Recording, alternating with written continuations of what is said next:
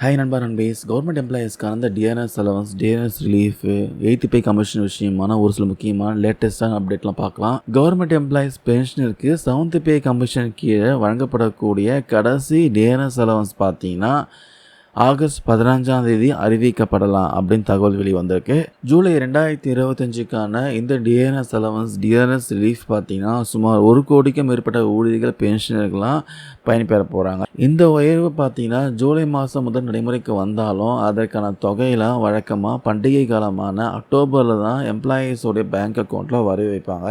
ஜனவரி 2016 முதல் டிசம்பர் 2025 வரைக்கும் நடைமுறையில் இருக்கக்கூடிய 7th பே கமிஷன் கீழே இதுவே பார்த்தீங்கன்னா டிஆர்எஸ் அலவன்ஸோடைய கடைசி உயர்வுன்னு சொல்கிறாங்க. இந்த வருஷம் மார்ச் மாதத்தில் கவர்மெண்ட் எம்ப்ளாயீஸ்க்கான டிஆர்எஸ் அலவன்ஸ் 2% வந்து இன்க்ரீஸ் பண்ணாங்க.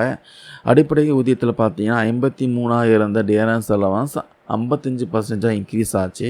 யூஸ்வலாக டிஆர்எஸ் அலவன்ஸ் வந்து எப்படி ஃபிக்ஸ் பண்ணுறாங்கன்னா all India consumer price index base பண்ணி தான் இந்த டிஆர்எஸ் அலவன்ஸுக்கான பாயிண்ட்ஸ் வந்து ஃபிக்ஸ் பண்ணுறாங்க. அதாவது ஆல் இந்தியா கன்சூமர் ப்ரைஸ் இண்டெக்ஸோடைய 12 மாத சராசரி என்ன அதை வந்து 261.42 இந்த பாயிண்ட்ஸில் வந்து மைனஸ் பண்ணுவாங்க. மொத்தமாக வரக்கூடிய அமௌண்ட்டை பார்த்தீங்கன்னா திருப்பி வந்து 261.42 இந்த பாயிண்ட்ஸில் வந்து டிவைட் பண்ணுவாங்க. இதை வந்து பர்சன்டேஜில் பார்த்தீங்கன்னா 100 கூட வகுத்தா பர்சன்டேஜ் வந்து வரும்.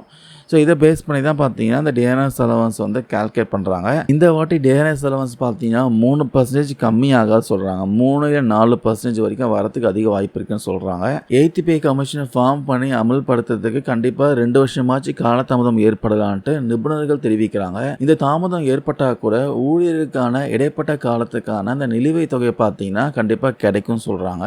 மேலும் அவங்க என்ன சொல்கிறாங்கன்னா 7th பே கமிஷன் முடியத்துக்குள்ள டிஆர்எஸ் அலவன்ஸ் பார்த்தீங்கன்னா 60% இன்க்ரீஸ் ஆச்சுன்னா இந்த புதிய கட்டமைப்பின் கீழே சம்பளம் பார்த்தீங்கன்னா சுமார் 14% வரைக்கும் அதிகரிக்கக்கூடும் சொல்றாங்க. புதிய ஊதிய குழு வந்து அமல்படுத்துறப்போ டிஆர்எஸ் அலவன்ஸ் பார்த்தீங்கன்னா மீண்டும் வந்து 0வா மாற்றுவாங்க. 2016ல் 7th பே கமிஷனை வந்து ஃபார்ம் பண்ணுறதுக்கு முன்னாடி டிஆர்எஸ் அலவன்ஸ் பார்த்தீங்கன்னா அடிப்படை ஊதியத்தில் 125% வரைக்கும் எட்டி இருந்துச்சு.